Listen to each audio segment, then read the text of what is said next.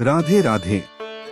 दान एक अपने न्यायपूर्वक उपार्जित धन का 10वां भाग भगवान की प्रसन्नता के लिए किसी सत्कर्म में लगाना चाहिए।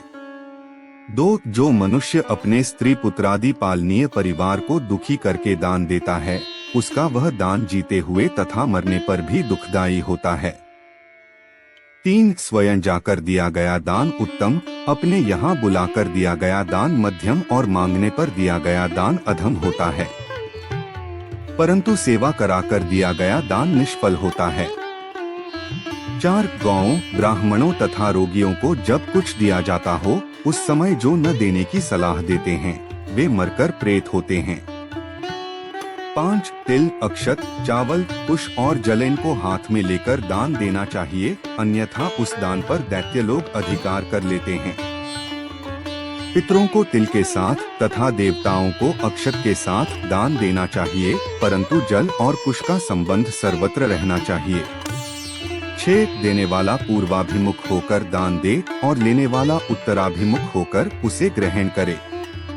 ऐसा करने से दान देने वाले की आयु बढ़ती है और लेने वाले की भी आयु क्षीण नहीं होती। 7 अन्न, जल, घोड़ा, गाय, वस्त्र, शय्या, छत्र और आसन, इन 8 वस्तुओं का दान यमलोक के मार्ग के लिए उत्तम माना गया है। 8 गौ, घर, वस्त्र, शय्या तथा कन्याएं वस्तुएं अनेक मनुष्यों को नहीं देनी चाहिए, अर्थात एक वस्तु एक ही व्यक्ति को देनी चाहिए। 9 थके हुए व्यक्ति को आराम देना, रोगी की सेवा करना, देवता का पूजन करना, ब्राह्मणों के पैर धोना तथा जूठन साफ करना ये कार्य गोदान के समान पुण्यप्रद हैं। 10 दीन, अंधे, निर्धन, अनाथ, गूंगे, जड़, बौने, लंगड़े आदि विकलांगों की तथा रोगी मनुष्यों की सेवा के लिए जो धन दिया जाता है, उसका महान फल होता है। 11 जो ब्राह्मण विद्या और तप से हीन हो, उसे दान नहीं लेना चाहिए। यदि वह लेता है तो दाता को तथा अपने को भी अधोगति में ले जाता है।